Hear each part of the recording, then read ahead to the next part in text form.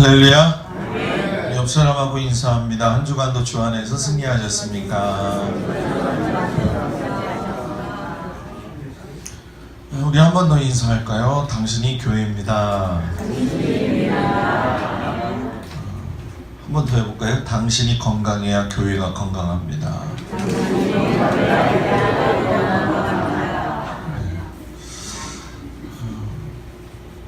오늘은 교회 창립 8주년이기 때문에 좀 현실적인 얘기를 좀 하려고 합니다. 어떤 정답을 이야기하기보다는 우리가 가지고 있는 그 한국교회나 또 우리 교회나 또 성도들의 어떤 그 현실적인 문제들에 대해서 우리가 깊이 한번 생각을 갖는 시간을 좀 갖도록 하겠습니다. 지난주에 제가 말씀을 좀 드렸었는데 조금 오늘 설교가 길더라도 여러분들이 마음속에다가 깊이 좀 새겨놓고 고민할 수 있는 그런 시간이 되기를 주의 이름으로 부탁을 드립니다.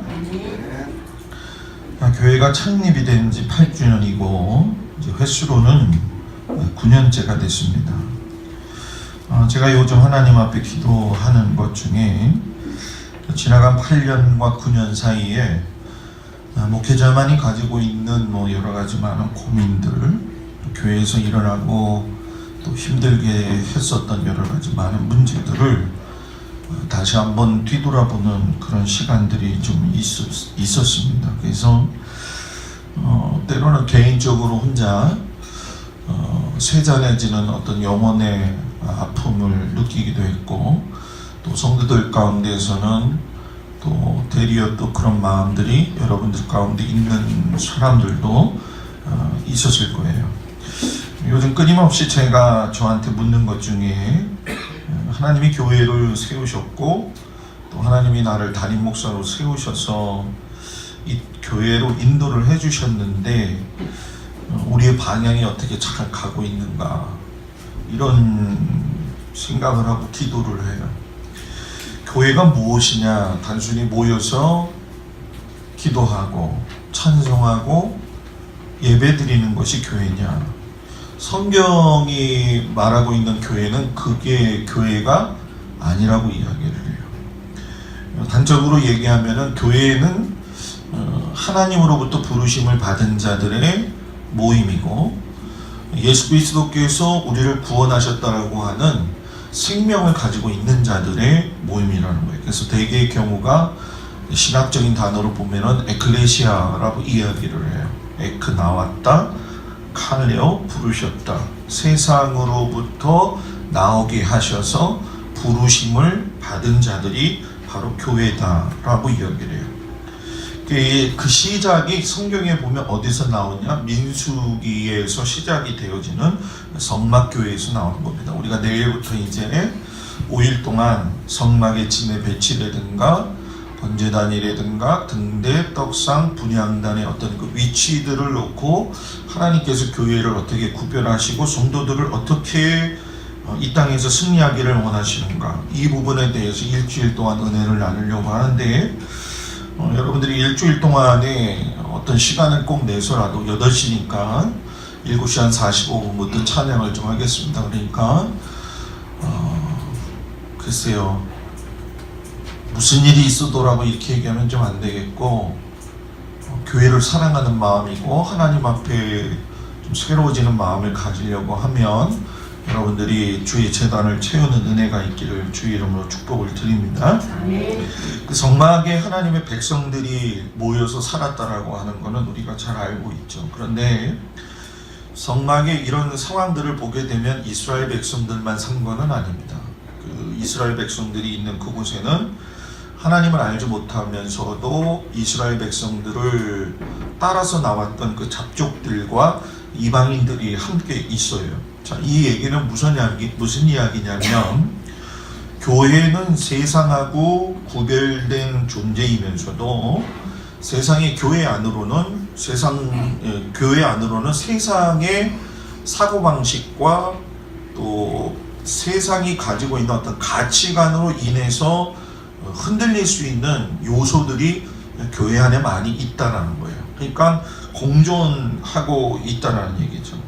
근데 이제 요즘 유심히 살펴보게 되면은 한 가지 이제 방식이 나오는 것 중에 한 가지가 뭐냐면은 교회의 구조가 결국은 세상의 구조가 되는 것이고 세상의 구조적 현실의 문제는 교회의 구조적 현실의 문제에서 나온다는 얘기예요. 그러니까 교회가 문제가 되어진다고 한다면 사회는 당연히 문제가 되어진다는 거예요. 어떤 의미에서 보면 이걸 다르게 거꾸로 생각하는 사람들이 많이 있어요. 사회적으로 문제가 많이 있는 것이 교회적으로 나타나는 것이 아니겠느냐? 그렇지 않아요. 교회가 먼저가 문제가 되기 때문에 중세시대 때에도 그렇지만은 그것이 사회로 문제화되었다는 거예요. 우리가 오늘 성경의 말씀들을 읽으면서 여러분들이 단번에 느끼지만 교회가 예수님이 머리가 되셨고 그의 몸의 지체들은 성도입니다. 그렇기 때문에 몸은 머리와 함께 유기적 관계가 있을 때에만이 살아있다라고 이야기할 수 있어요. 머리가 따로 놀고 몸이 따로 논다라고 하는 것은 그건 살아있는 게 아니라 죽은 거예요. 여러분 죽은 시체는 움직이지를 못해요. 스스로. 다른 자의적인 움직이거나 혹여 죽은 다음에 다른 사람들의 손길을 통해서 이렇게 움직여질 수는 있습니다. 그렇기 때문에 온전한 사람은 이 마음과 머리로 생각한 것들이 각 지체인 이 손과 발로 움직여 가지고서는 그 사람이 살아서 움직인다는 거예요. 그러니까 신앙도 마찬가지고 우리 개개인의 어떤 그 삶의 모습들도 마찬가지예요. 여러분들이 아무리 세상적으로 노력하고 뭐 애쓰고 수고한다 할지라도 예수 그리스도의 정신과 예수 그리스도의 마음이 없으면 그 사람의 삶은 하나님의 방향으로 이끌어 가지를 못하고 쫓아갈 수도 없어요. 그것은 뭐 성경을 몇백 독을 했느냐 이거하고는 전혀 상관없어요. 그게 뭐 기도를 뭐 주구장창 열심히 해가지고 뭐 능력받았냐? 능력받은 사람이 문제를 일으킨 경우가 더 얼마나 많습니까? 하나님의 그 말씀과 그 삶의 그 모든 것들이 내 삶에서 느껴지고 그것이 내 삶에 임재하시는 것을 경험할 적에만이 그 교회가 살아있는 교회다라고 이야기할 수 있는 거예요. 그렇기 때문에 예수님이 여러분 교회의 뭐가 되신다고요? 머리가 되셔요. 머리가 죽으면 다 죽는 겁니다. 자, 이 얘기는 뭐냐면 예수님이 살아계시면 그 교회는 살아있다라는 거예요. 예수님은 몸으로는 죽으셨어요. 그리고 부활하셨고 영광의 모습으로 지금도 하나님 우편에 앉아 계세요. 그럼 그 예수님이 지금 우리 행복한 주원교회가 온전한 하나님의 교회로 주님의 머리가 세워진 교회가 되기를 원하시는데 주님은 우리의 건물에 모여있는 모습을 보시는 게 아니라 우리가 모여서 예수님의 머리와 예수님의 그 말씀대로 살려고 하는 그 유기적 관계 속에서 살아가는 그 모습을 보고 계시다는 거예요. 많은 사람들이 이 부분에 대해서 잘 몰라요. 그러니까 머리이신 예수님이 죽은 교회는 성도들이 다 죽었어요. 교회를 채웠다고 해서 살아있는 것이 아니에요. 여러분은 장애인들을 보게 되면 육체의 연약함을 가진 자들이죠. 지체가 불편해도 어떤 사람은 정신으로는 온전한 사람이 있어요. 그런데 살아는 있지만 기능이 뭐예요? 마비된 거예요. 교회가 정말 참 많아요. 살아있는 것 같은데 그 기능이 마비돼 버렸어요. 여러분 우리는 우리 교회의 기능과 내가 가진 직능의 기능에 대해서 한번 생각해 볼 필요가 있어요. 사람이 마비가 되는 경우는 여러 가지 문제의 원인들이 있는 것이 사실이에요. 그런데 대개의 경우가 두 가지로 나눌 수가 있어요. 하나는 선천적인 것이 있고 하나는 후천적인 것이 있어요. 선천적인 것은 태어날 때부터 장애인으로서 태어났기 때문에 어쩔 수가 없어요. 그러나 후천적인 건 정상적으로 건강하게 생활을 하다가 마비가 되어지는 현상이죠. 그러니까 불구의 상태가 되어지는 모습을 보게 되면은 여러분 우리 교회가 지금 현실 직면해져 있는 이 한국교회 문제는 선천적인 것보다 후천적인 게 많다고 생각을 하죠. 그런데 여러분 선천적인 것부터 문제가 있어요. 한국교회는. 왜냐하면 교회가 들어왔을 적에 은혜는 있었다. 그리고 체험도 있었고 경험도 있었고 다 좋았다. 그런데 문제는 뭐냐면 그걸 가르칠 수 있는 어떤 철저한 기초적인 체계적인 어떠한 그 은혜의 경험 또 가르침의 경험이 부재했다라는 거예요. 그리고 그것을 받아들이고 교회는 성장을 했지만 성장했던 그 모습이 오늘날 우리들한테 영향력을 미치고 살고 있느냐? 그거는 다시 한번 생각해 볼 필요가 있다는 얘기죠. 그래서 저는 여러분들한테 오늘 두 가지를 좀 이야기를 하겠어요. 그 중에 이제 하나가 뭐냐면은 교회론이 정확해야지만이 신앙을 건강하게 할 수가 있다는 거예요. 오늘 설교 말씀 준비하면서 대략적인 통계와 예시는 그 청어람 대표의 그 양희송 그 대표의 다시 프로테스탄트로 하는, 요번에 이제 가서 목회 계획 때 제가 세미나 때 그분의 이야기를 듣고 많은 고민을 하고 돌아왔는데, 그분이 이 통계로 내놓은 예시들을 여러분들하고도 같이 함께 나누려고 좀 합니다. 여러분 그 메가급 교회라는 얘기를 들어봤죠? 저보세요. 메가급 교회라는 얘기 들어봤죠? 네. 메가급 교회. 메가급 교회를 그 기준으로 할 적에 대개의 경우가 그 기준이 어느냐면 딱 두 가지로 봐요. 하나는 뭐냐? 교회의 건물 크기. 그리고 하나는 교인의 수가 2,000명 이상 되는 교회. 전 세계적으로 이 메가급 교회를 갖다가 50개 교회를 조사했는데 그 중에서 한국 교회가 몇 개가 있을 것 같아요, 여러분? 예? 50개 교회에서 25개 교회. 50개 교회에서 25개 교회가 한국의 메가교회로 있어요. 그러니까 전 세계적으로 봤을 때의 50%의 점유율을 가지고 있어요. 자, 어떤 사람은 이것이 한국의 6.25 전쟁 또는 뭐 그 이전의 해방 이후에 하나님께서 축복하셔가지고 이런 결과를 이루어냈다라고 이야기를 할 수 있어요. 그러면 그것이 60, 70년대 때에 보았을 때의 축복이라고 한다면 오늘날 사회 현실적인 상황에서 교회가 가지고 있는 의미와 역할로 본다고 한다면 이게 축복일 수 있느냐? 지금 여러분들 이걸 축복이라 할 수 있느냐? 한번 생각을 해봐야 돼요. 왜냐하면 교회가 우리들이 뭐 말하지 않아도 요즘 일어나고 있는 일들이나 상황들을 보게 되면 전부 다 개탄만 할 뿐이지, 그 개탄에 대한 원인이 뭔지, 그리고 그 개탄을 어떻게 우리 교회에서 적용을 해가지고 새로운 방향으로 눈을 돌릴 것인지에 대해서는 고민하지 않는다는 거예요. 그리고 이것은 교회 일이지 나하고는 상관없는 일이다. 나는 그냥 가다가 힘들면 다른 교회 가도 되고, 목사님하고 사이 안 좋으면 뭐 다른 목사님 밑에 가면 되는 거고, 저 성도하고 만나서 기분 나쁘면 뭐 교회 안 나오면 되지. 그러면 여러분 그게 신앙이에요? 그게 하나님하고의 관계의 신앙이에요? 그건 아주 감정적인 산물의 뭐예요?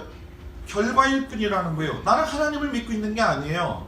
내 감정과 내 상황을 따라서 그저 편안하게 하나님의 말씀들을 갖다가 뭐예요? 나에게 적용하고 힘들면 그냥 무시해버린다는 거예요. 그 왜 그러느냐는 거예요. 그거는 교회론이 여러분 뭐예요? 없다라는 거예요. 교회가 뭐냐? 나는 교회를 뭐예요? 어떻게 이해하고 있느냐? 우리가 매일 순전해야 됩니다. 진리 가운데 살아야 됩니다. 근데 이 순전함과 진리는 신앙의 건강함의 기준이 되어져요. 그러니까 이 순전함과 진리는 나의 태생에서 천성에서 나오는 게 아니에요. 우리가 어떤 사람 보게 되면 저 사람은 정말로 천성이 너무 좋아. 저 사람은 태어날 때부터 저런 사람이 뭐예요? 없어. 이 천성은 여러분 내 안에 있는 어떤 신앙적으로 세워지는 것하고는 별개의 문제예요, 여러분. 저 사람이 천성적으로 착하다라고 한다고 해가지고선 신앙적으로 순전한 것은 여러분 뭐예요? 아니라는 거예요. 그러니까 교회가 오늘날 순전함이 없다는 것, 너무 좀 무겁게 듣지 마세요. 네? 얼굴 좀 우세요. 웃어. 밖에 몇 명 있어요, 전사님?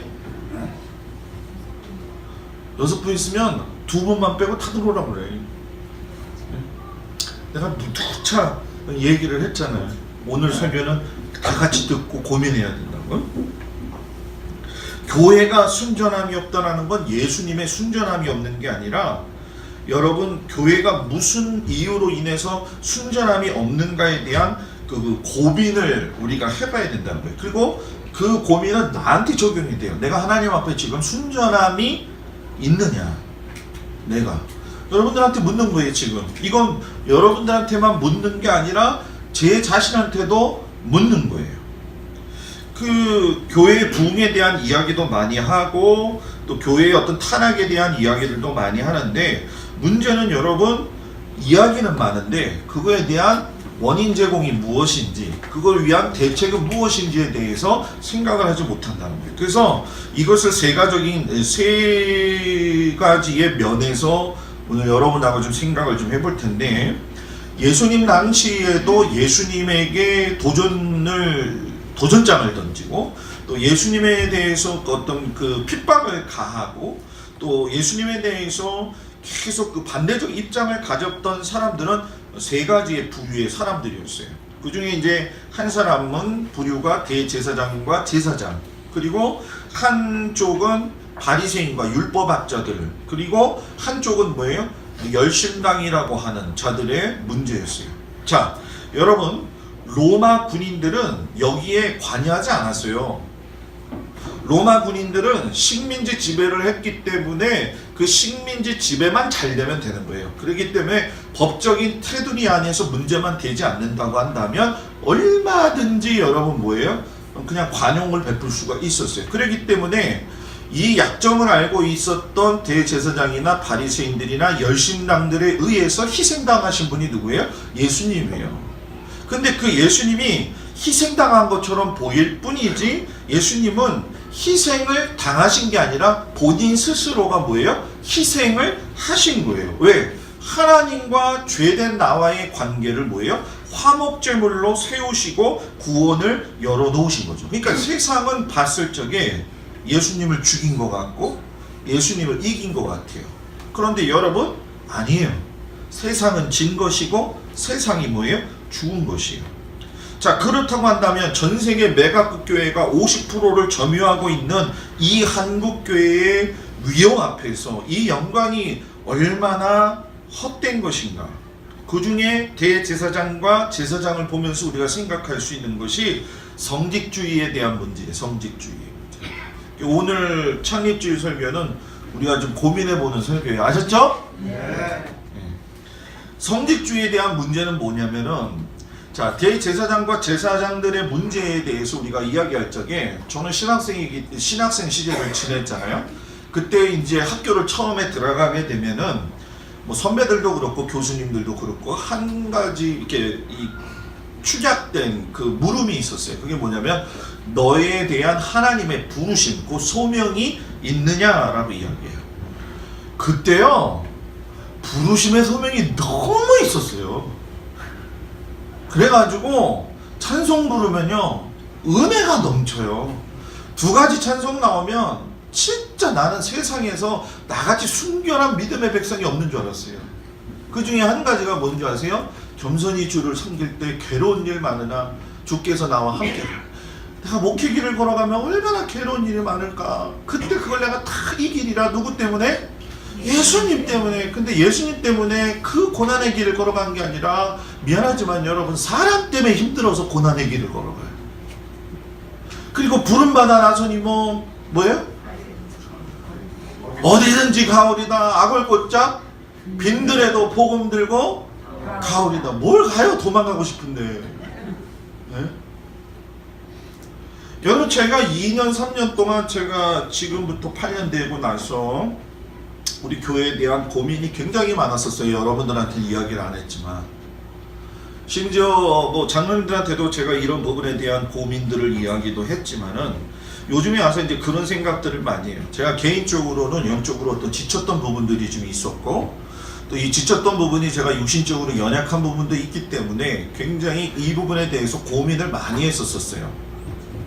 내가 이 교회를 떠나야 될 것이냐 말아야 될 것이냐, 이 부분에 대해서도 굉장히 고민을 하고 있었고, 또 교인들과의 관계 속에서 이후에 어쨌든 지금까지 온 상황 속에서 목회자인 나에게 책임을 물었을 적에 내가 어느 선까지 이 부분에 대한 것들을 책임지면서 왔는가. 그러면서 교인들한테 내가 재신임에 대한 문제를 내 스스로 물어봐야겠다. 주변에 있는 선배 목사님들한테 이 얘기를 했더니 김 목사 절대로 그거 하면 안 돼 라고 얘기하더라고요. 그래서 왜요? 그랬더니 그거 잘못 얘기하면은 너 교회에서 쫓겨난다 이렇게 얘기하더라고요. 내가 교회에서 쫓겨나는 게 지금 중요한 게 아니라 나의 정체성에 대한 문제이기 때문에 나는 고민이 너무나도 많았다는 거예요. 하나님이 목회자로 부르셨을 적에는 특권을 주신 게 아니에요. 저는 지금도 그걸 생각하고 있어요. 그런데 대제사장이나 제사장들은 특권을 가지고 그걸 축복이라고 생각하지 않고 그걸 남용했다라는 거예요. 성막교회를 여러분 유심히 살펴보면은 대제사장의 역할이 분명하게 나와요. 대제사장이 하는 일은 백성들이 죄를 지어가지고 하나님 앞에 나왔을 적에 하나님과의 다리가 끊어진 것을 연결시켜주는 것이 대제사장이 하는 거였어요. 자, 그렇다고 한다면 죄를 지은 백성과 하나님과의 관계를 회복시키려고 한다면 제사를 추가하는 게 중요하냐? 여러분 잘 생각해봐요. 이건 예배를 인도하는 게 중요하냐? 목회를 잘하는 게 중요하냐? 이거냐? 아니면 그걸 하기 직전에 내가 온전히 마음을 다해가지고 주의 부르심의 소명이 무엇인지를 알고 거기에 직능과 직임의 책임을 가지고 내가 하나님 앞에 어떻게 서야 될 것인가에 대한 어떤 고민이 있어야 되느냐. 여러분 저는 이걸 끊임없이 지금도 고민하고 있어요. 여러분 고라와 다단과 아비람이 이 고라 자손은 여러분 대제사장의 계통의 사람들입니다. 네? 이런 모든 것들이 여러분 뭐예요? 전부 다 개인적인 문제에 의해 가지고서는 어려움을 당했던 것이 사실이에요. 엘리 제사장이 여러분 얼마나 무능했습니까? 그런데 또 하나님은 그걸 통해서도 일을 하셨어요. 왜 이런 일들이 일어나느냐? 제가 성직자고 제가 목회자지만은 자아성찰이 없어요. 자아성찰이 없다라는 얘기는 뭐냐면은 그냥 부르심에 대한 이야기, 부르심에 대한 거는 됐는데 소양이 안 돼 있다는 거예요. 여러분 미국 교회나 이런 그 서방 세계의 교회를 보게 되면 목회자가 바로 신학교에 들어가 가지고서는 대학원 들어가서 목회 안수 못 받습니다, 여러분. 이 서구 방식 시스템은 일반 대학교를 나와야지만이 신학대학에 갈 수 있는 그 과정들이 있어요. 여러분 그 신앙의 터닝 포인트라고 하는데 체험이 굉장히 중요하죠. 2006년 기준으로 했을 적에 여러분 한 해 동안 배출되는 목회자 수가 몇 명일 것 같아요? 물어보면요 틀려도 좋으니까 이야기하세요. 2006년에 기준했을 적에 한 해 동안 배출되는 졸업하는 목회자 수가 전국적으로 이야기하면 7,000명이에요. 그런데 정규 신학 배출수는 그 중에서 2,500명이고 3,000명까지 보고 있어요. 그런데 나머지 4,000명, 4,500명은 어느 신학교 나온지도 알 수가 없어요. 소명감 하나로 부르심 받았다고 이야기하는데 신학적, 문학적, 그리고 인격적 소양이 갖추어지지 않으니까 교회가 여러분 어떻게 됩니까? 제왕적으로 가게 되고 곳곳에서 나타나는 열매들을 보게 되면 교회가 분규가 일어나는 것에 있어서의 80%는 목회자 때문에 일어나는 거예요. 그 20%가 또 결정적인 역할을 하게 돼요. 그러니까 하나님이 주신 목양지를 욕망의 대상으로 새긴다는 거예요. 그래서 교회 재산이라든가 이런 투명성에 대한 부분들을 갖다가 목회자도 지켜야 된다, 교인들도 지켜야 된다라고 이야기하지만 실상 여러분 그렇지 않다라는 거예요. 요번에도 그 양희송 그 대표가 자기 친구가 목회자가 되려고 했다가 목회자 안 된 이유를 이야기하는데 교회에서 이제 이 재산 분규 때문에 싸움이 일어나 가지고서는 그 이제 자기가 옳다고 생각하는 편에 가서 일을 했는데 어느 순간 가더니 그 친구가 난 목회자 안 될래 이렇게 얘기하더라는 거예요. 그래서 왜 그러냐 그랬더니 처음에는 여기가 정당성이 있다고 라고 해서 시작을 했는데 여기도 정당성이 없고 여기도 정당성이 없다는 거예요. 왜? 하는 걸 보니까 싸우면 뭡니까 그 조직깡패 불러 모으는 것부터 해갖고 다 똑같더라는 거죠. 그러니까 이 목사들이 제일 많이 하는 이야기 중에 뭐가 있냐면은 목회를 하게 되면 내 양을 뭐 하라고요? 먹이라 이렇게 얘기하는데, 요즘 목사들은 내 양을 먹이라 하는 목사도 있지만 내 양을 먹으라 해서 먹는 사람들이 더 많다는 거예요. 그럼 여기서 이것만 문제냐는 거예요. 성도들의 부르심에 대한 여러분들의 확고한 소명감이 있냐는 거예요. 내가 부모님 신앙으로 인해서 교회에 나오게 되었다라고 하는 사람들도 있을 것이고, 지금도 아직도 내가 어떤 구원의 감격이라도 이런 걸 잘 모르지만 습관적으로 주님 앞에 나온 사람들도 있을 것이고, 또 감정적인 평안함에서 내가 무언가 누르기 위해서 교회 오면 내가 하나님 앞에 기도하고, 그러면 그 기도를 통해서 하나님이 위로를 주시고, 물론 이거 맞아요. 그런데 교회에서의 성경에서 이야기하는 거는 만인제사장론을 분명하게 이야기해요. 근데 만인제사장론이 왜곡이 된 거예요. 왜곡이 됐다라는 얘기는 뭐냐면은, 마치 목회자하고 성도를 갖다가 따로 분류해 가지고 생각을 해요. 그리고 성도도 만인제사장으로 불러줬으니까 목회자가 잘못했으면 그 부분에 대해서 나도 이제 뭐라고 해야 될까, 견제할 수 있고 그거에 대해서 이야기할 수 있다. 여러분, 그게 아니에요. 평신도가 되어졌든 성도로 불러주셨을 적에는 내 삶의 현장에서 내가 예수 믿는 사람으로서 고군분투하면서 내가 어떻게 예수 그리스도의 모습을 드러내면서 살 수 있는가, 이거에 대한 고민, 이게 소명이라는 거예요. 여러분들의 삶의 현장에서 내가 어떤 일을 하든, 그 어떤 그 사업이 됐든 일터가 됐든 내 삶의 가정이 되었든 그 부분에서 내가 어떻게든 살아야 되겠다라고 하는, 주님의 말씀 붙들고 어떻게든 살아야 되겠다라고 하는 그 소명이 있느냐, 그 소명. 그러다 보니까 한국교회 여러분 말씀을 통해서 만나는 하나님의 존재, 말씀을 통해서 만난다는 건 여러분 뭐예요? 설교 말씀을 통해서 만나는 하나님의 존재, 그리고 내 실질적인 삶에서 함께 하시는 하나님의 존재에 대한 인식의 갭이 뭐예요? 있다는 거예요. 그러다 보니까 이런 것들이 목회자들도 그렇고 성도들도 그렇고 여러분 뭐예요? 졸지 말고. 저 이거 설교 준비하느냐고 거의 2주를 집중을 했어요. 고민해요.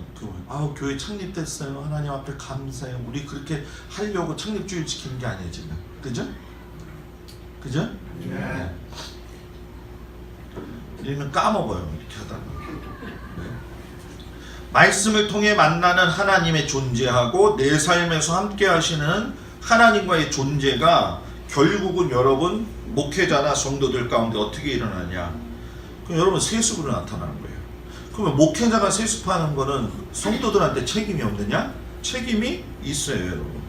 목회자는 교회를 세속화 시켜가지고 직업으로 생각을 해요. 그런 목사님들이 많은 게 사실이에요. 그리고 하나님의 교회를 세워서 부흥이 되었을 적에 목사 자신이 탁월하고 능력이 있기 때문에, 노력했기 때문에 뭔가 열매를 맺었다는 거예요. 그럼 여러분 한국교회 지금 시골에 있는 목사님들하고 저 탕방촌에서 목회를 하고 있는 분들하고 특수 목회하고 있는 분들은 뭐예요? 그 사람들은 실패한 사람들이라는 거예요. 그러면 그 사람들이 목회 철학이나 이런 게 뭐 우리가 봤을 때 가난한 교회고 교인이 없고 뭐 우리 교회도 마찬가지겠지만은 실패했다고 볼 수 있는 부분들이 많이 있어요. 그러니까 이런 부분들에 대해서 고민을 하지 않게 되니까 어떻게든 자기가 빨리 자기 살아 있을 때에 무엇인가 이렇게 정당화 시켜놔야 되고 최비를 시켜놔야 되니까는 말씀들과 함께 더불어서 그걸 갖다 하나로 만드는 경우가 많아요. 그런데 그때의 성도들 중에는 나하고 함께 고생하면서 목사님하고 지내왔지. 세습? 뭐 하면 하는 거고, 목사님 그동안 수고하셨으니까 동지의식. 제가 전에 있었던 교회도 똑같아요, 여러분. 목사님하고 장로님하고 공생공존하는 거예요. 제가 보니까 엄연하게 정확하게 이야기한다면 뭐냐면 목사님의 네임밸류가 있기 때문에 나는 이 교회 장로라고 하는 네임밸류가 있는 거예요. 그 잘못된 생각들이죠. 근데 그것이 좋다라고 생각을 해요. 그러니까 이런 결심들로 인해서 교회를 나오지 않는 교인들, 교회를 떠나는 교인들이 많아요. 그 교인들을 뭐라 그러는 거예요? 가나안 교인이라고 하는 거예요. 가나안 교인을 여러분 가나안을 뒤로 거꾸로 하면 뭐예요? 안 나가 교회예요. 안 나가. 안 나가는 이 가나안 교인의 평균 신앙 연수가 여러분 14년입니다. 교회에서 중직들 다 했어요. 근데 교회 안 해요. 우리 주변에 많을걸요 지금? 그러니까 여러분 오늘 정말 우리 교회가 하나님 앞에 설 적에 한번 생각해야 될 것이 뭐냐면, 나를 목사로 불러주시고 여러분들을 이 행복한 주원교회 성도로 부르셨을 적에 내가 소명감을 가지고 여기 와 있나 한번 볼 필요가 있다는 거예요. 두 번째는 성공, 바리새인의 성공주의, 성장주의에 대한 기득권의 문제예요. 여러분 교회가 부흥해야 돼요, 안 해야 돼요? 어떻게 부흥해야 돼요? 아니 기도 많이 하잖아요. 부흥해야 된다고. 에? 왜 대답이 없어요? 교회가 부흥해야 된다는 얘기를 많이 해요. 그런데 현대교회가 생각하고 있는 부흥하고 초대교회가 보여주고 있는 부흥하고 너무나도 차이가 많다는 거예요. 교회 부흥과 성장이 세상하고 만나게 되니까 일단 교회가 교인이 많이 늘어나야 된다는 것이고, 또 이거를 다른 것과 연결해서 예수님의 지상 명령이기 때문에 우리가 그 일을 잘 감당해야 된다라고 이야기해요. 그러면 초대교회 부흥의 원천을 자세히 보게 되면 초대교회는 여러분 세 가지가 따라왔어요. 하나는 고난, 하나는 청렴함, 청렴함, 그리고 하나는 뭐예요? 빈곤함. 이게 부흥이었다는 거예요. 초대교회는 뭐요? 고난, 청렴함, 가난함. 이거 오늘날 우리 교회에 적용시키게 되면 부흥하고 맞아요? 전혀 안 맞아요, 여러분. 네? 초대교회는 동네마다 적게는 10명, 많게는 50명에서 70명 정도가 교회를 이루어 가지고선 그 고난 속에서, 그 가난함 속에서, 그 청렴함 속에서, 그 빈곤함 속에서 하나님의 말씀을 세우기 위해서, 오늘 주신 말씀대로 예수님의 몸을 세우기 위해서, 사람이 막냐 이게 아니라 예수님의 몸을 세우기 위해서 하나님의 아들을 믿는 것과 아는 일에 하나가 되도록 온전한 자가 되어주려고 노력한다는 거예요. 근데 지금은 큰 교회가 됐든 작은 교회가 됐든 여러분 겉으로는 그런데 자기들의 속살과 아픔을 드러내지 못하는 교회가 되어버렸어요. 그러니까 현대교회는 여러분 부흥의 기준을 먼저 어디다 두냐? 교회 사이즈, 그리고 교인 수, 그리고 세 번째가 뭐예요? 교회를 갖다가 뭐예요? 건축하는 거. 여러분 교회가 성장되어질 적에 60년대 70년대 때는 교회가 가난 그 쇠마을 운동하고 얽혀져 있었기 때문에 가난했다라고 해요. 가난했고 그러기 때문에 하나님 앞에 매달릴 수밖에 없었어요. 그러면서 시간이 지날 적에 어떤 일들이 벌어졌느냐면, 뭐 우리 그 전도사님 아버님 되는 권영남 목사님 세대가 그렇고 저희 바로 윗세대에서 한 20년 위로 올라가게 되면 교회만 세워놓으면 교인들이 왔어요. 지금은 교회를 건축하면 메가급 교회를 세웠다고 해서 과연 교인이 올 거냐, 그 프로그램의 문제냐. 여러분 잘 한번 생각해봐요. 전도 폭발하면은 뭐가 생각나요? 14. 전도 폭발. 괜히 물어봤어요? 이상지. 전도 폭발 그러면 뭔가 폭발력 있는 부흥을 이야기하잖아요, 그죠? 그러면 그 사람이 폭발 부흥력이 돼가지고 하려면은 그 사람이 은혜 받고 철철철 눈물을 흘리면서 교회 가지고 그냥 구원의 은혜에 너무 감사해가지고 이게 되면 전도 폭발이 된 거예요. 그죠? 근데 교회에 전도 폭발이 되냐는 거예요. 지금 자폭하는 폭탄들이 얼마나 많은데. 네? 교회에 와가지고 하나님의 말씀을 듣고서는 거기에 장성한 분량이 충만한 이런 데까지 돼가지고서는 은혜를 받아야 되는데, 전도 폭발이 되어지는 게 아니라 이 전도 폭발에 개인의 심령이 깨어짐이거든요, 결국. 그런데 우리 한국 교회는 여러분 뭡니까? 전도 폭발해가지고 일단 교인 수 늘리자. 그래서 뭐 우리 교인이 안 된다고 한다면 다른 교회 교인이라도 데리고 오면 되지 않겠느냐. 제자훈련이라고 하는 프로그램을 요번에 이제 그 제가 바로 나오면서도 봤지만은 목회자하고 성도들한테 평신도 훈련들을 할 적에 제자 훈련이 당신에게 유익함이 있습니까? 라고 했을 때 우리 제자 훈련의 유익성에 대해서 이제 물어보는 그 설문지가 있었어요. 그 중에 제일 낮은 지수가 뭐냐면 전도예요. 전도를 할 수 있었다가 평신도가 12%밖에 안 되는 거예요. 그리고 제일 많은 게 뭐냐면 예수님에 대해서 다시 한번 생각해 보게 되었다. 이게 제일 높은 거예요. 여러분, 부흥은 오늘날 자아성찰과 개인의 신앙 점검에서 시작이 돼야 된다는 거예요. 그러니까 어느 교회, 그러니까 저희 바로 앞 세대들도 그렇지만 교인 수가 배가 운동의 결과가 나타나지 않으면 목사의 능력하고 결부를 시켜요. 그래서 어느 교회는 목사가 사임하는 이유, 교회에서 내어 쫓김을 당하는 이유 중에 하나가 교회가 부흥하지 못했다. 그러면 나는 여기에 해당된다 생각해요. 왜냐하면 우리는 그 정도의 상황 속에서 이 교회를 제가 이끌어올 적에 뭐 여러 가지 사건들이 여러분들 있었죠. 그게 뭐 부족한 목사의 모습도 있을 것이고 또 아직 훈련되지 않은 여러분들의 모습들도 있을 거예요. 그런데 한번 여러분 통계표로 제가 이야기를 한다면, 여러분 우리나라 지금 나가면 편의점이 있죠. 편의점. 네. CU, GS, 위드미, 그죠? 그게 여러분 우리나라에 지금 몇 개가 있는 줄 아세요? 우리나라에 네? 2만 개가 있어요. 2만 개. 꼭 길목 가다마다 보면은 여러분 저희 동네, 저희 집 올라가는데도 지금 5개가 있거든요. IMF 이후에 창업자가 많이 늘어났을 적에 제일 많이 생긴 자영업자가 뭐예요? 맞아요. 잘 알고 있어요, 원장님.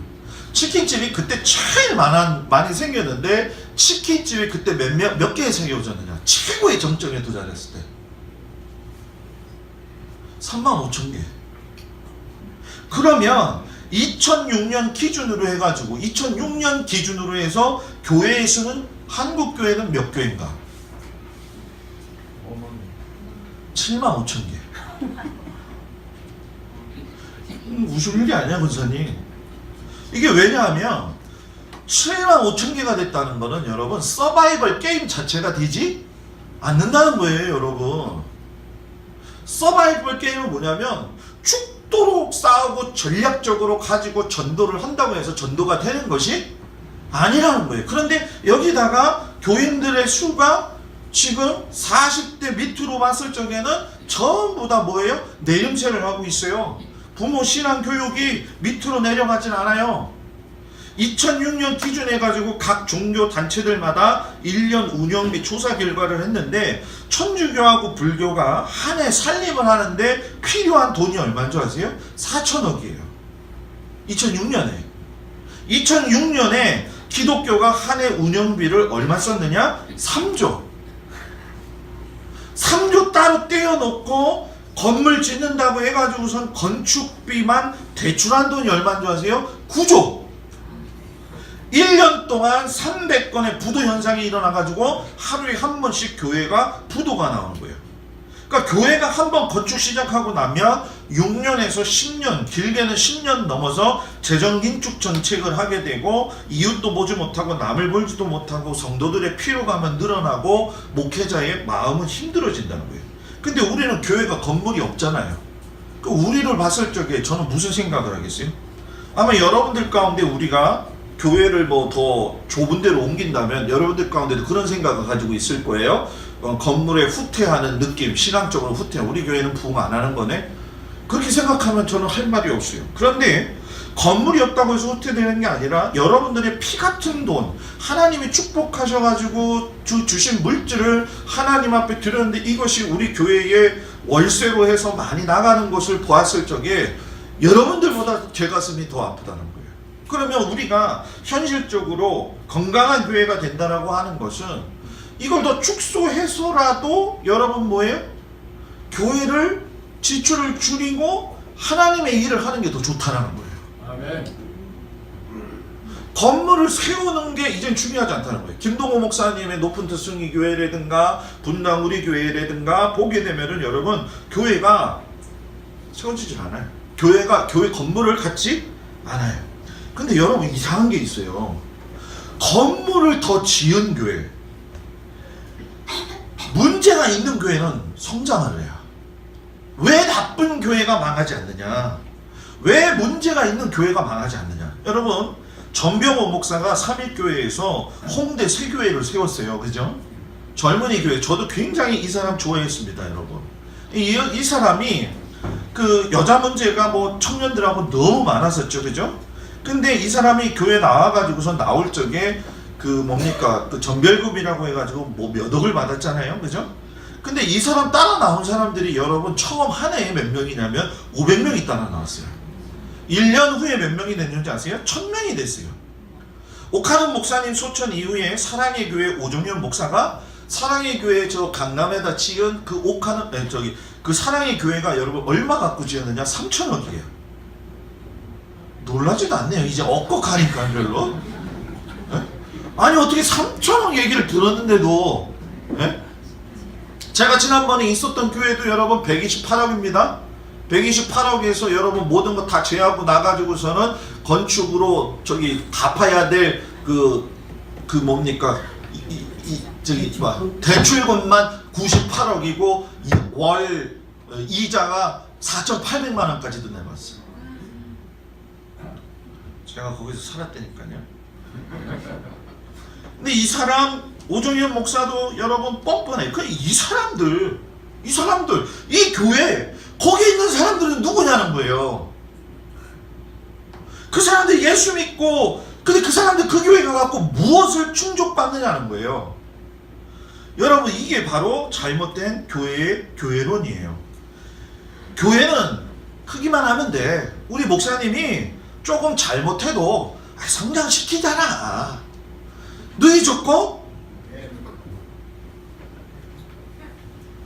이거예요.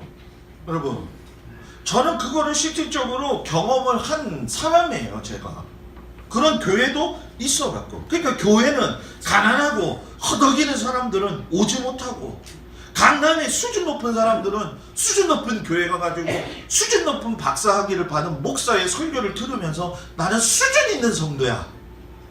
그럼 우리는 뭐해? 나이가 든 자는 뭐예요? 외면당하고 교회 와서 기능론 쪽으로 교인들을 보는 거예요. 우리 교회 교인 보면은 여러분 70대 이상 30%거든요. 30% 봤을 적에 여러분 그러면 우리 권사님들 나이 들었어요. 어저께도 청소하는데 권사님 목사님 너무 아파요. 힘들어요. 이제 못하겠어요. 그런 얘기 하는데 그거 하면서 가슴 아프죠 진짜. 그러면 기능론 쪽으로 제가 그 노인들을 딱 바라보면서 권사님 이제 드디어 다 망가지셨네요. 이제 집에 계시다가 예배 시간에만 참 보십시오. 권사님 능력이 없네요. 11조 못하시네요. 저희 아버지도 11조 나이 드셨으니까 얼마 하는지 제가 잘 알죠. 그죠? 그러면은 나이 드신 권사님들을 내가 기능적으로 봐요. 기능론 쪽으로. 그럼 내 양을 먹이라가 아니라 내 양을 먹어야 돼요. 내 양을 먹어야 돼요. 그러면 60대, 50대, 40대 되시는 분들은 뭐예요? 그 신앙의 정서를 갖다가 여러분 뭡니까? 받아내가지고 여러분 제가 요즘 매일 느끼는 게 뭐냐면 인생사 살아볼 적에 누구도 고난에서 제외된 사람 없다. 그런데 제외된 사람이 없지만 그거를 가지고 어떻게 내가 이겨나갈 수 있느냐. 교회는 여러분 목회자의 신뢰도가 교회 안에서의 문제뿐만이 아니라 이제는 교회가 세상에 대해서 어떻게 신뢰도를 회복해야 되느냐, 이 부분에 대해서 생각을 많이 해야 된다는 거예요. 저는 여러분 그 교회에서 어떤 때 보게 되면은 전두환 뽑아가지고서는 예전에는요 전두환 뽑게 되면은 선물 많이 줬어요. 그죠? 요즘 여러분 전두환 뽑으면 큰 교회에서는 뭐 주는 줄 아세요? 모르죠? 승용차.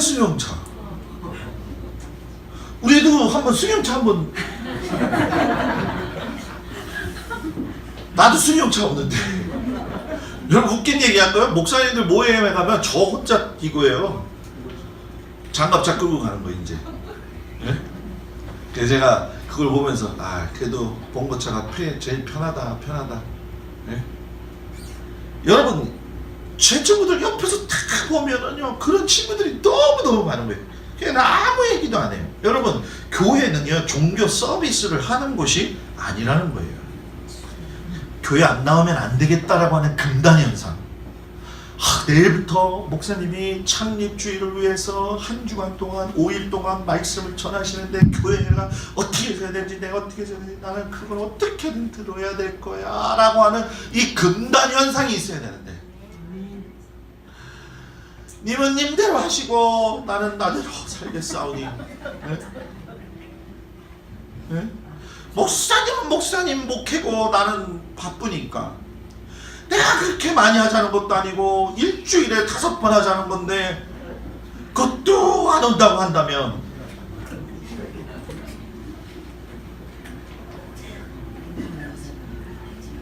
그리고 열심당 지면 안 된다. 열심당 예수님 따라다닌 제자들이 있죠. 예수님이 메시아라는 사실을 두고 나서 제가 딱 25분까지만 설교 되게 빠르게 할 테니까 정신 바짝 차리고 들으세요. 제가 오늘 30분까지 하려고 그랬었는데 5분만 당길게요. 예수님 제자들 가운데 열심당원들이 있었어요. 이 사람들의 생각과 사고방식은 뭐냐면은 이거예요. 예수님이 로마 정권을 무너뜨려 가지고서는 우리가 다시 솔로몬의 영광, 다윗의 영광을 회복하자라는 거예요. 그러니까 칼 갖고 싸워도 된다는 거예요. 우리가 뭐 하자? 승리하자. 뭘로? 예수님으로 인해서 승리하자. 그럼 교회에는 이 승리를 외치는 사람이 있을까요? 없을까요? 있죠. 그 승리가 어떤 승리인 것 같아요? 여러분들은? 여러분 선한 사마리아의 비유 가운데 보면 대제사장이나 바리새인들이 쓰러져 있는 사람을 갖다 구해줘야 안 구해줘요? 왜 안 구해주는 거예요? 대제사장은요 생명 살리는 게 일이에요. 바리새인도 생명 살리는 게 그 사람의 일이에요. 근데 그 사람들은 육적으로는 그런 일을 해야 되는 것이 정확하지만 하나님께서 너가 생명 돌봐야 된다라고 하는 사명 주신 거에 대해서 사명이라고 느낀 적이 없어요. 생명이라고 느낀 적이 없어요. 자, 이거를 보면 무슨 얘기냐면 예수님의 삶은요 남을 돌아보고 내가 약하여짐으로 인해서 남을 세우는 거예요. 교회가 너무 은혜스러워요. 그죠? 은혜라는 단어를 너무너무 잘해요. 아유 사랑 누가? 예수님이 말했나? 예? 사랑 예? 은혜 받읍시다. 화해합시다. 섬깁시다. 회개합시다. 낮아지십시다. 은혜의 언어는 많은데 은혜의 언어를 통해서 나오는 은혜의 삶은 없다는 거예요. 은혜의 눈초리로 바라보는 게 아니라 눈이 그냥 무슨 사마귀들 눈이 돼가지고서는 그냥 못 잡아먹을 것처럼 쳐다보고 앉아있고 저 사람이 말 한 번 잘못하면 내 인생을 갖다 이렇게 공격하고 어렵게 하면 싸늘해. 심령이 싸늘한 거야. 심령. 아니 하나님의 은혜를 받았다며. 하나님의 사랑을 받았다며. 재미없어요 이제? 하나님의 사랑을 받고 하나님의 은혜를 받았네. 입에서는요 기도하면은요 어느 집에 가면은 뭐 미안한 얘기 좀 할게요. 난리도 아니야 진짜. 네? 며느리들은 며느리들대로 시아버지는 시아버지대로 그냥 서로들 싸우고 뭐. 근데 추석날 딱 되면 뭐예요? 다 같이 모입시다. 우리 묵도하심으로 가정 예배드리겠습니다. 자 기도하자 얘들아. 그 기도하고 딱 끝나고 난 다음에 야이. 그런 집이 여러분 무지막지하게 많다는 거예요. 제가 아는 목사님도 집도 사모님이 목사님 인정하지 않아요. 자식들이 아버지가 목사인데도 목사를 인정을 하진 않아요.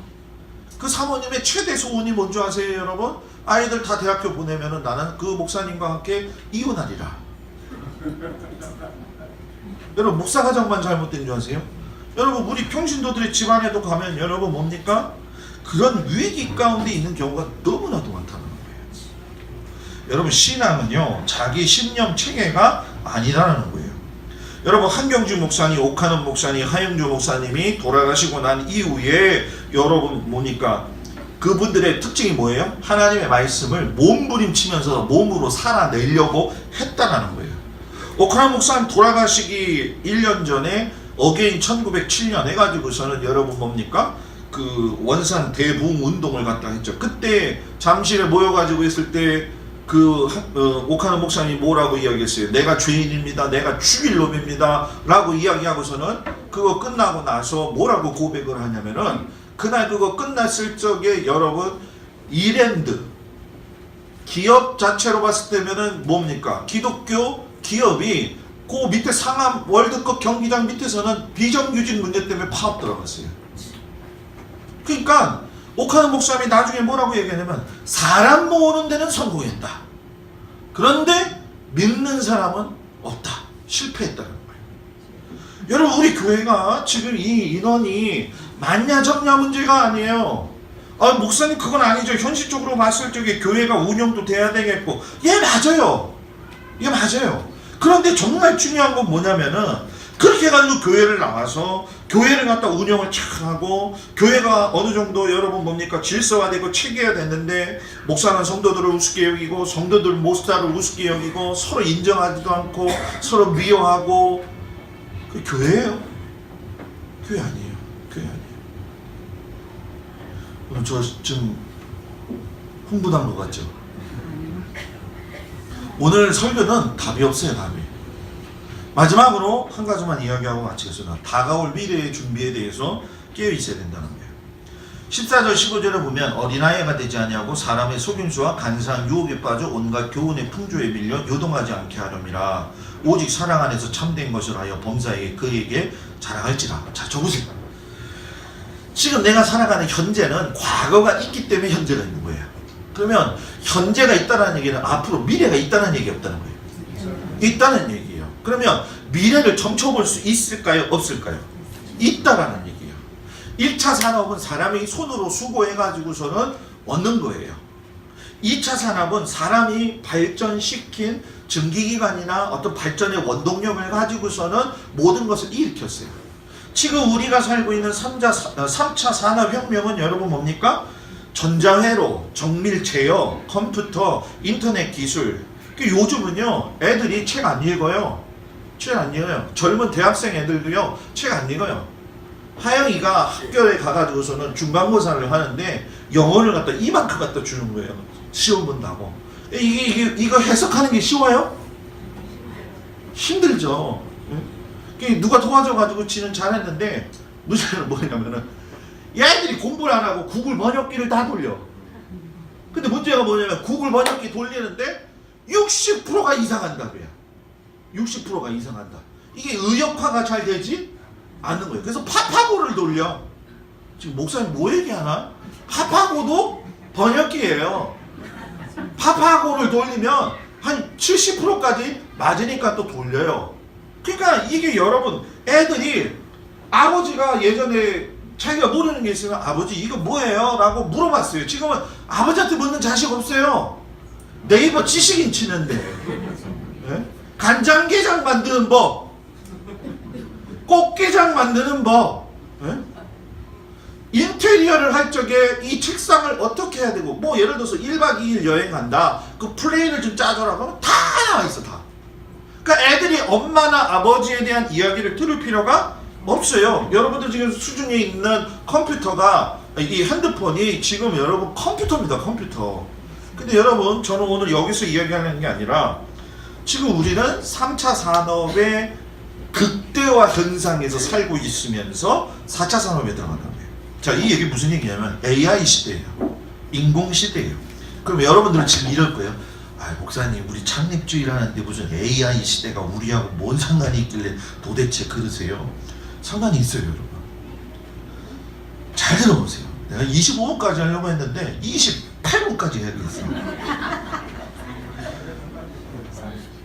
나도 빨리 하는 거예요. 하여튼 어떻게든. 네? 좀 이해해줘요. 오늘 늦게 한다고 했으니까. 네. 컴퓨터 등장했었던 게 어디냐면 제가 1987년도에 학교 들어갔을 적에 레포트네라고 하니까 그때 손으로 쓰기 시작하다가 한 3개월 있으니까 뭐가 나왔냐면 전동 타자기가 나왔어요. 전동 타자기 말고 제가 군대에서 행정병 할 적에 타자기를 쳤습니다. 그런데 조금 있다 지나고 나니까는 우리 그 신학교 선배 중에 하나가 이 컴퓨터 도스를 만지는 분이 있었어요. 자기 생활비가 없다고 내 거 쓰던 거 네가 쓸래? 그러면서 30만 원만 줄래? 해가지고선 산 컴퓨터가 286 컴퓨터예요. 도스로 해가지고 DIR 해가지고 탁탁 치면 그때 그것이 나가면서 386, 486이 됐을 적에 그게 몇백만 원이 됐어요. 그리고 나서 10년 뒤에 노트북이 나왔어요. 몇백만 원이죠. 근데 몇백만 원짜리 여러분 지금 손에 들고 다니는 거예요. 핸드폰 있는 사람.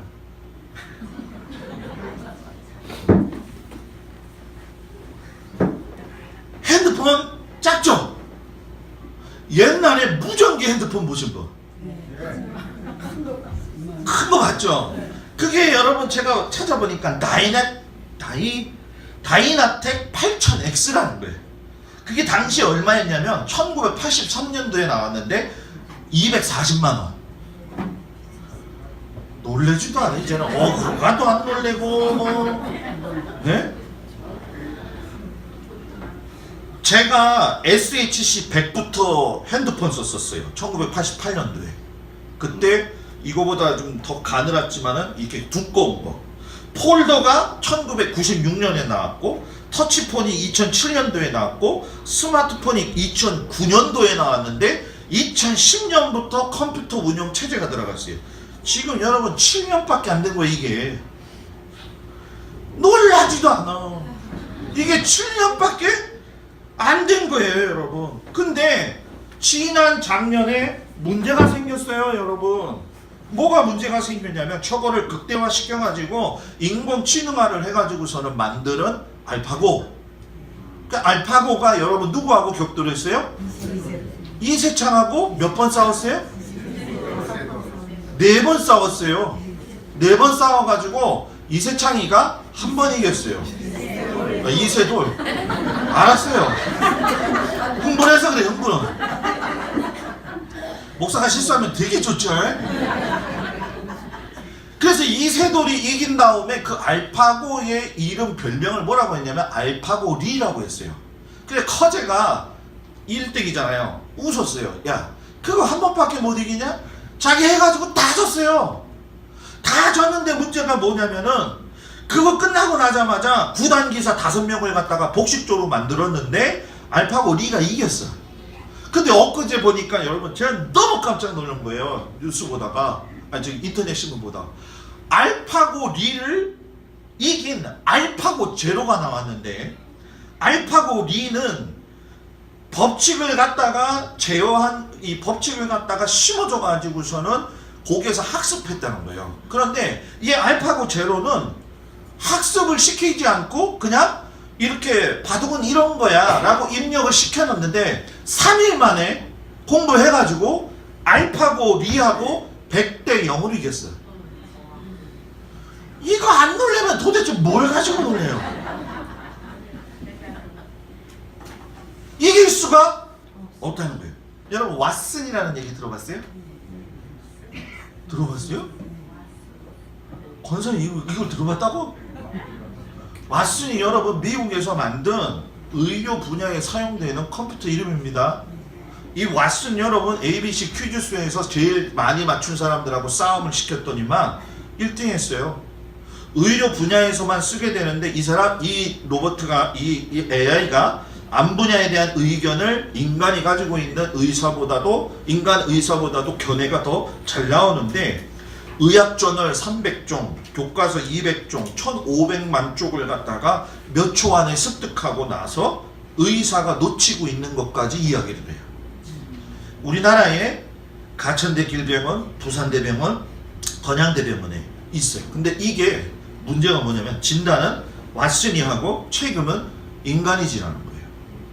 그리고 요번에 깜짝 놀란 것이 무엇이냐면 인공지능 로봇 1년 소피아를 갖다가 만들었어요. 여자예요. 오드리 헵번을 본따 가지고 만들었어요. 62가지의 얼굴 표정이 바뀌어요.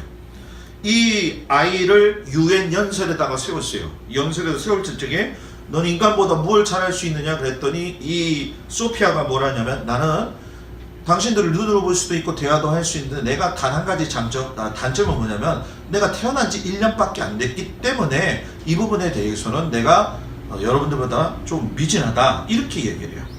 이 소피아가 소피아하고 더불어 만들어졌던 남자 로봇이 있는데 그 로봇이 미국의 유명한 토크쇼에 그 지미 팰런의 투나잇 쇼에 갔어요. 쟤도 설교 그만하라고 하는 분이네.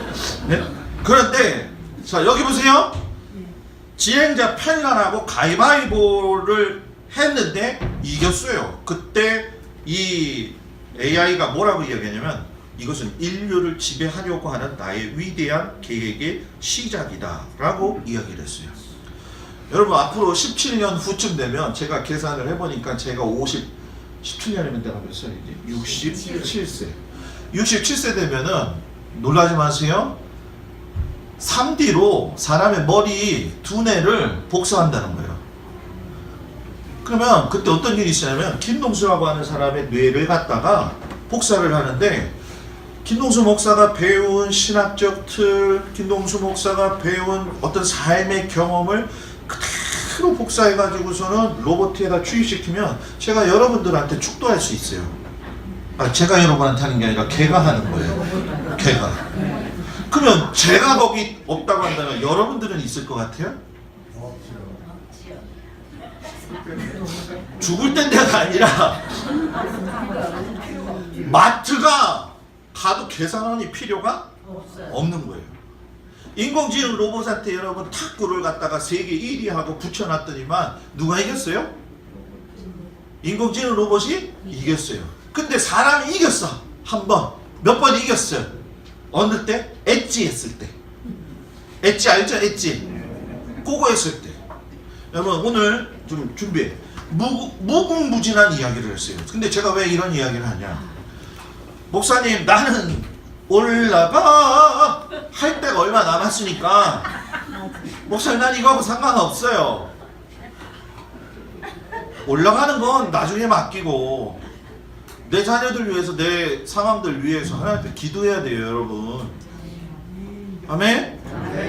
우리 창립주일 맞이하면서 여러분 내년에 10월달에 우리 교회가 만기가 되어질 거예요. 여러분들 우리가 한 달에 480만원 70만원 나가요. 저 심히 고민하고 있어요. 이제 심야 예배 때 같이 기도하면서 저는 뭐 교회가 적어지냐 작아지냐 이름을 떠나지 말고 내실에 있는 교회. 목사님 그래도 교회가 좀 있어야죠. 목사님 목회 잘못했어요. 떠나요. 그러면 나 그냥 떠날게요. 목사님 목회 실패했어요. 그러면 나도 할 말 없어요. 근데 이제는 서바이벌이 된다 안 된다? 안 된다. 이거 다음 거 틀어봐. 불 꺼봐. 인공지능이 얼마나